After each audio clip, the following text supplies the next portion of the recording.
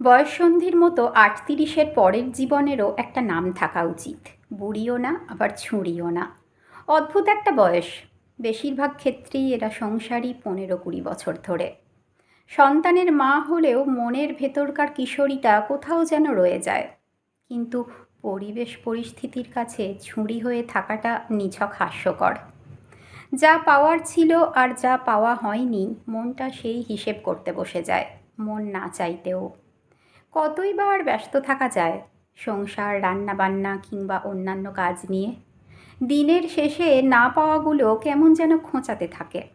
দিনের শেষে মনে হয় কেউ তো থাকুক, কেউ তো শুনুক মনের সব কথা, কোনো জাজমেন্ট ছাড়া। এদিকে সংসার, বাচ্চা কাচ্চা মানুষ করতে করতে জীবনটা বন্ধুহীন হয়ে যায়। সবাই যার যার জীবনে ব্যস্ত। ৩৮ পেরোনো মেয়েরা একটা কঠিন রোগে ভোগে, নস্টালজিয়া। কারণে অকারণে শুধু পুরনো কথা মনে পড়ে। পুরনো ক্ষতগুলো দগদগে হয়ে ওঠে। আবার মনে পড়ে ফেলে আসা শৈশব, তারুণ্যের চঞ্চল মন, স্কুল কলেজের সোনালি দিনগুলো। যে কিছু সময়ের জন্য নিজের হয়েছিল, যে কষ্ট দিয়েছিল, কিংবা না চাইতেও যাকে কষ্ট দিতে হয়েছিল, সব মনে পড়ে যায় সময়ে অসময়ে। রাতের বেলা সব কাজ সেরে আয়নার সামনে দাঁড়ালে বড় অসুন্দর মনে হয় নিজেকে। চুল পড়ে অর্ধেক, মুখে বলিরেখাটা সবে আঁকিবুকি শুরু করেছে। এক সময়ের মেয়েধীন শরীরটা স্বপ্নের মতো লাগে। পেটে স্ট্রেচ মার্ক, সব মিলিয়ে ভীষণ খারাপ লাগে নিজেকে। সেই বিষণ্ণতা ঢাকতেই হয়তো শাড়ি গয়নায় মেতে থাকতে চায় মেয়েদের মন। ৩৮ পেরোনো মেয়ের বাবা মায়ের কথা খুব মনে পড়ে। সেই জীবনটা খুব মনে পড়ে প্রতিদিন।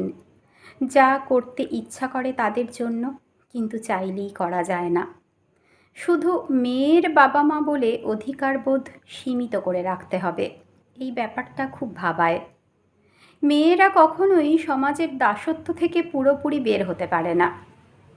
৩৮ পেরোনো মেয়েটার মাঝে মাঝেই খুব একা থাকতে মন চায়, নিজের মতো করে, নিজের জন্য।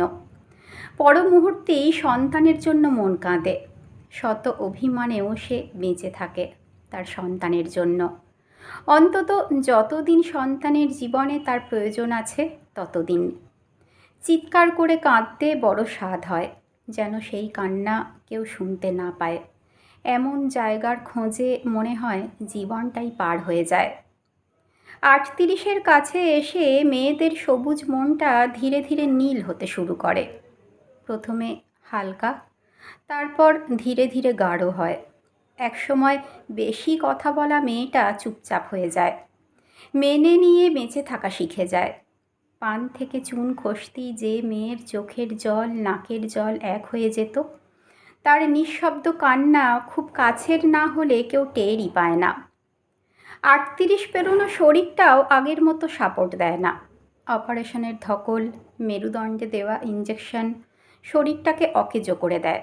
ভাঙা কোমর নিয়ে দিব্যি রান্নাবান্না, বাচ্চার দেখাশোনা, ঘরের কাজ, জার্নি সব করে যায়।